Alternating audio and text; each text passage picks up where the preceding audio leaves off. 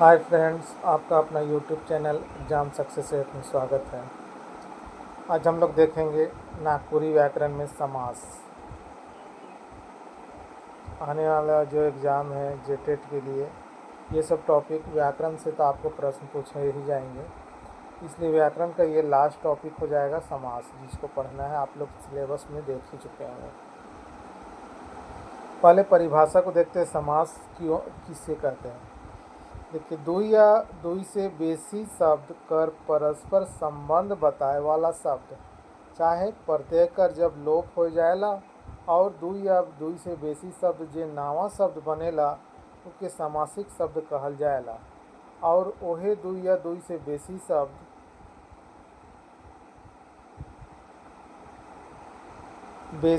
कर संजोग से जो शब्द बनल जाएला उके समास कहल जाएला। बोला यह जा रहा है कि दो या दो से ज़्यादा शब्द के जो परस्पर जो संबंध बताएगा या प्रत्यय का लोप हो जाएगा या फिर दो या दो से बेसी शब्द से एक नया शब्द बनेगा, उसको हम लोग बोलते हैं समासिक पद, समासिक शब्द बोलेंगे। और वही दो या दो से बेसी शब्द के संयोग से एक नया शब्द जो बनेगा उसको बोलेंगे हम लोग समास। और एक तरह से इसको परिभाषित कर सकते हैं, दुई या दुई से बेसी शब्द कर मेल से जो नवा शब्द बनेला, जो नया शब्द दो या दो से बेसी शब्द का मेल से एगो नया शब्द बनेगा उसको ही हम लोग बोलेंगे समास। ठीक है, आगे देखिए, नागपुरी में समासिक शब्द कर बगरा चलन नखे। नागपुरी में समासिक पद का ज़्यादा चलन नहीं है। संगे ही इसनो ईसन शब्द मनकर बगरा नहीं भेटाए ना, तो नागपुरी कर आधुनिकता चाहे और दोसर दोसर भाषा मन कर प्रभाव से ईसन शब्द मनक प्रयोग होवेला। नागपुरी में कोनो दोसर वर्ण कर समास नहीं हुए। नागपुरी में समास हिंदी लखे हुएला। अगर आप लोग हिंदी में समास पढ़ेंगे तो नागपुरी में भी हिंदी के जैसा ही समास होता है। अब देखिए, समास का कितना भेद होता है।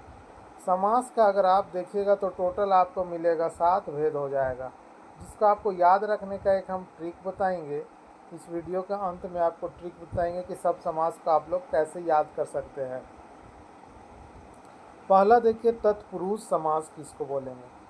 तत्पुरुष समास में आखिरी पद, याद रखिएगा कि किसमें तत्पुरुष समास में आखिरी पद प्रधान होएला। असल में तत्पुरुष समास में क चिन्ह कर लोप हो जाएला। आपको पूछा जाएगा कि क चिन्ह कर लोप कौन समास में होएला, तो आपको जानना है तत्पुरुष समास में क चिन्ह कर लोप हो जाएला।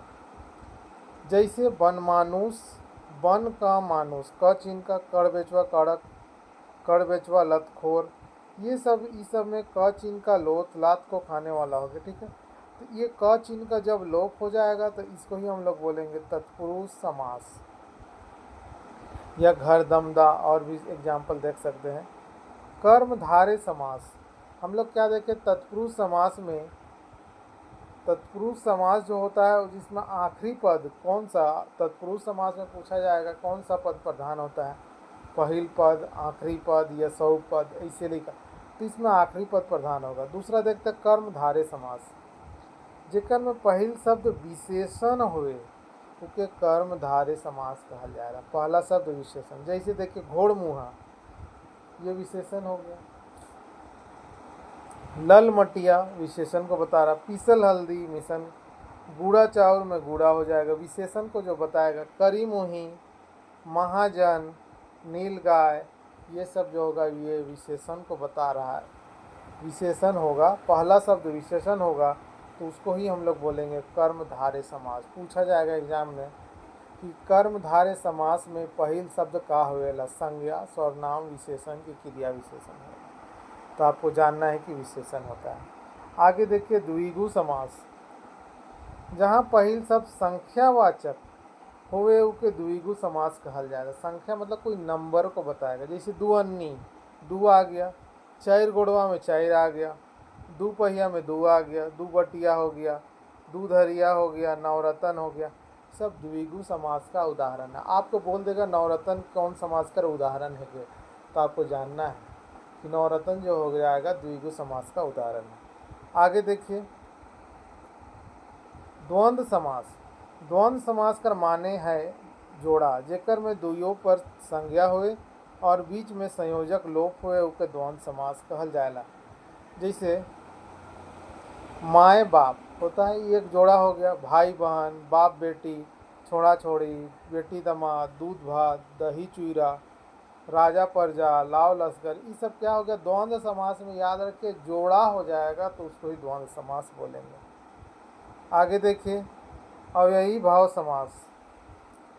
अव्यय कर जोग से जोन शब्द बनेला ओके अव्ययी भाव समास कहल जाएला। नाम से ही अव्ययी भाव मीन्स अव्यय का जोन से बनेगा। जैसे कौन खन, कौन बटे, ऊ लाइल, हर घड़ी, मने मन, पहिले पहिल, बिन कहले, बेफायदा, ये सब अव्ययी भाव समास कर उदाहरण है के। ठीक है, आपको पूछेगा कौन खन के कर उदाहरण है के, कौन समास कर उदाहरण है के, तत्पुरुष समास, कर्मधारय समास, द्विगु समास, द्वंद्व समास, अव्ययी भाव कौन, तो अव्ययी भाव समास कर उदाहरण है के। ठीक है, नैया समास देखते हैं क्या है।